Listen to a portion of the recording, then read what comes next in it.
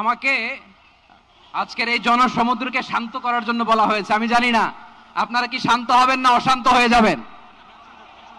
প্রিয় সুধী, মার্চ করতে যে লাথি গুতা ঠেলা উষ্টা সব আমরা খেয়েছি, তারপরেও আজকের এই সোহরাওয়ার্দী উদ্যানের এই গণজামায়াতে, এই জনতার মহাসমুদ্রে উপস্থিত হয়ে আমরা বুঝতে পেরেছি আজকের এই মহাসমুদ্র, জনসমুদ্র ফিলিস্তিনের প্রতি, আল আকসার প্রতি বাংলাদেশের জনগণের ভালোবাসার বহিঃপ্রকাশ।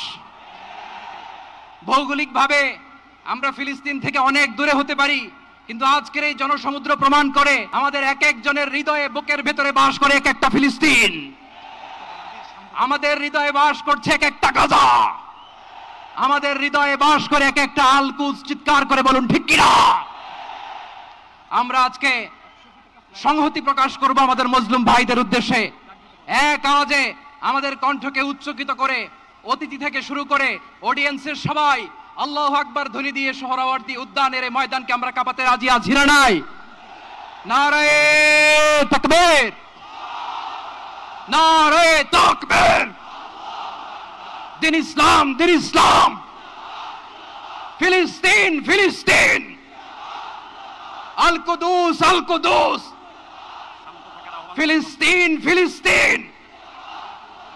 আল কুদুস, আল কুদুস। আমার ভাই শহীদ কেন? জাতিসংঘ জবাব চায়। গাজায় গণহত্যা কেন? জাতিসংঘ জবাব চায়। আমি যা বলি আমার সাথে আওয়াজ করে ইংরেজিতে স্লোগান ধরুন, free free Palestine, free free Palestine, free free Al Aqsa. 1 2 3 4, genocide no more. From the river to the sea, Palestine will be free. Nare takbir.